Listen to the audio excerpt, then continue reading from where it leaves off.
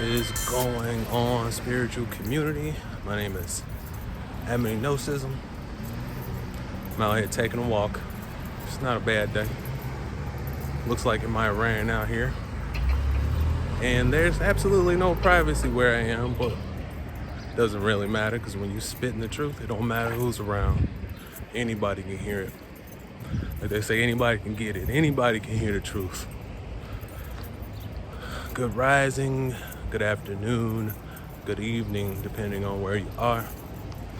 And I've been mentioning that I was going to drop this video for a while, so here we go. This is going to be concerning NoFap and its connection with nightfall, aka the wet dream, and how during this process, during this period of experience, you're really experiencing a connection with what you call a succubus. So let's get it cracking, right? So if you're gonna be doing this NoFap journey, this semen retention, this prana retention journey for any extended period of time that's longer than about a week, then you're gonna start experiencing some otherworldly visitations, if you will. It varies from person to person. They say right around the 30th day you start to feel these growths spiritually. You start to have experiences with tons of energy increase, clarity of mind. You can come to conclusions that are, they may be biased, but we say non-biased really quickly. So you start to experience these increases on different periods depending on who you are and what exactly you're doing in the journey. So to give you an example, right, we're gonna go with me, and this is about my fourth round with this. Okay, so it took me about 7 days to start experiencing that energy increase, where things start to just seem more clear, and I was able to get off my ass in a way and start to actually be productive, start to utilize this energy, transmute this energy in a positive way. After about 14 days, I started to experience a clarity of mind. So on top of having this energy increase, I also had the ability to think and to come up with schemes and plans quicker than I typically am able to. Okay? And then right around the third week is when I started to experience urges in a grave, intense way. But knowing that this is part of the process, I was able to transmute that energy, put it into other uses, and kind of ignore all the frustration, all the irritability, and just make sure that I was dedicating that energy to something more important. Building my brand or working on music and being a better brother, being a better spouse. Those things, the important things. And then it happened. So I'm gonna give you an example of what happened. I'm asleep and I slide into the fourth dimension, which we all know as the dream world. And I start to have this dream that I am laying in bed with my spouse. So we're laying in bed, right? And we're having a discussion about something. And then all of a sudden, the urges come back, because I am only able to really experience these urges when I am 100% comfortable, when I'm in 100% state of mind of certainty that this energy is not going to be squandered and that I'm actually sharing it with someone who's going to reciprocate in ways that are spiritual, that are important. So I'm comfortable with my spouse and we get to talking. And all of a sudden, on some typical guy shit, you know, I'm like, so how about some head, you know? And it was almost as though those words and that state of mind of being okay with releasing that energy was enough to give whatever it was the go ahead to do what it did. Immediately after saying that, the form of my spouse, she goes down, and then simultaneously I feel what feels like my soul being released or like pulled from my chest, so strong that it causes me to gasp. And then out of my sleep, I wake up and I start to panic frantically because I'm like, yo, I've been on this journey for 3 weeks and I just lost it all, right? So I get up and I run to the bathroom. And then after that, you know, comes the recovery phase. I guess to go on to what I interpreted that meeting as and what you should look forward to if you're on this journey for any extended period of time. So 1, succubus, incubus. The succubus is the feminine interpretation of the same energy, right? It's a lower level entity, or what should I say, a lower vibrational entity that is within the 4th dimension. The masculine version of this energy is the incubus. Now, I haven't had any experiences with the incubus quite yet, and I believe it's because I'm heterosexual, so that doesn't appeal to my sexual urges in the least. But the succubus, however, that's a feminine energy. You can just feel it, and they usually come to you in forms that you are familiar with.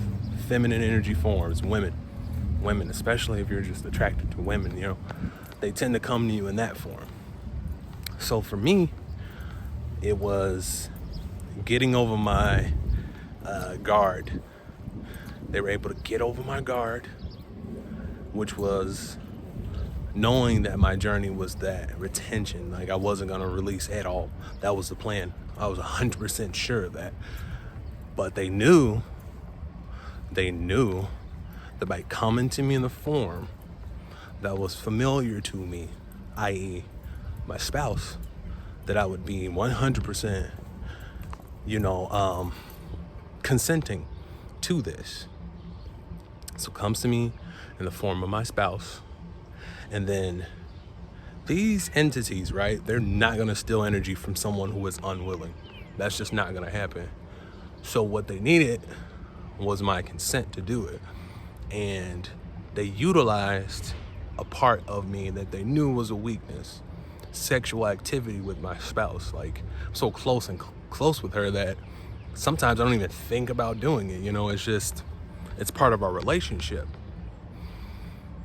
So they got the consent. And when they got that consent, the game was on. Make sure that you're very, very aware in your dreams, first off. So you need to start to practice meditation and being mindful if you're not. If you're not, you're already at a disadvantage, because when you're in your dreams, you're a little weaker.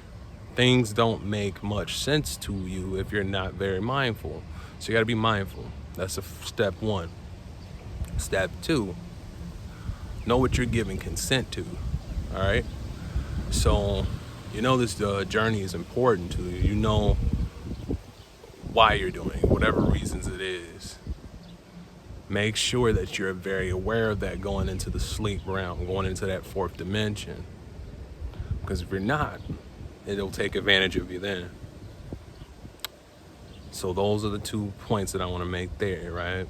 So why does this happen? Why is the succubus or the incubus lower vibrational entity attracted to you in the first place? And how do you get around this? Okay, so life as you know it is not just this 3D interpretation, symbolism of what we can see, feel, taste, touch, and hear. Okay, so that's the first thing you got to get out of your head. If that's what you think life is, you're already at a disadvantage. There's several different dimensions. The fourth dimension, aka the dream world, is where this particular entity is. You're in this dream world, whether you're awake or not. You have an etheric body that is floating up there, and the strength of this body is really dependent on how your habits. What do you do in your waking world? You meditate? Are you a vegetarian or close to a vegetarian? Are you not putting crap in your body? Do you have any vices? Most of us do. So most of us are putting poisons into ourselves that are deteriorating the physical vessel. All of these are contributing factors of the growth and the power of your etheric body. So during that period, as you're retaining that seed, as you're retaining that energy, that etheric body starts to get stronger and stronger and more powerful. You feel it in the physical effects of the clarity of mind and the energy that you have in your physical body, right? So as that starts to grow, as that etheric body starts to grow, I say it's kind of like a beacon. You become a beacon in the fourth dimension, man. Right, so as you start to grow your etheric body and you start to become more aware of the fact that you are indeed in the fourth dimension, you start to become a beacon in the fourth dimension. It's like I equate it to being that light or the flame that draws in the moth. Your etheric body becomes lighter and lighter. You start to radiate power, and then this power starts to attract lower vibrational entities who they want to feed on you. That's what they want. That's what they want. That's their purpose. You know, we talked about this in a previous video, losing mindfulness and how you can become a victim or a target for lower vibrational entities. It's the same thing. It's the same thing. So the fourth dimension, you start to become this beacon for the incubus, the succubus, and they come to you in forms that are welcomed. And in my case, it was my spouse. So they came to me in the form of my spouse, got that consent, and wrapped it up. You feel me? And so what I would recommend is, again, making sure you're meditating, all right? Making sure you're putting the right things in your body, making sure you're very aware when you're falling asleep,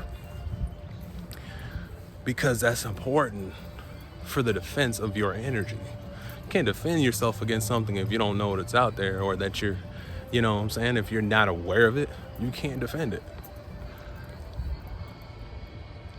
Well, let's say you hit a point where you're aware, you've done all the necessary work that you can do in the 3D realm in your physical body to build that energy, and you still end up falling prey to one of these nightfall wet dreams, right?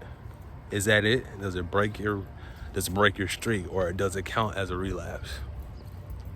So scientifically, the reason that you're having this wet dream is because you're releasing the I don't want to say useless, because everything has a purpose, but you're releasing the not so important parts of your semen in your sleep. So that's that scientific point. So that's going to happen. And the incubus, succubus, they are right. So I'm gonna go ahead and continue. A little bit change in locale. I had some things come up, but yeah. So the incubus, succubus, lower vibrational entity, they're going to be attracted to that time that you're releasing that underutilized source of energy. So when that happens, it doesn't count towards your relapse. I guess I can put it that way. It's not breaking the streak. Through my direct experience, what you can expect though is gonna be, at least for that day, lower energy. You're not gonna be as motivated to do things. You might be a little more groggy than normal, but it's not gonna last. It's definitely not gonna be a permanent thing, and it doesn't count towards a relapse. So you're just gonna want to continue to count your days if you're counting days. First of all, keep counting because it doesn't count against it, and just keep moving forward. But make sure that moving forward, you're doing everything in your power to live a life on the 3D realm that's going to allow you to have more defenses in the fourth dimension. And yeah, that's really it. Like, just be aware, be aware that these things are out here, and that I say maybe try not to see them as so much as bad and good, because then you start putting titles on it, which makes you scared, which they feed off that too. So try not to put titles on what it is. Just experience it, let it happen, learn from it, grow from it.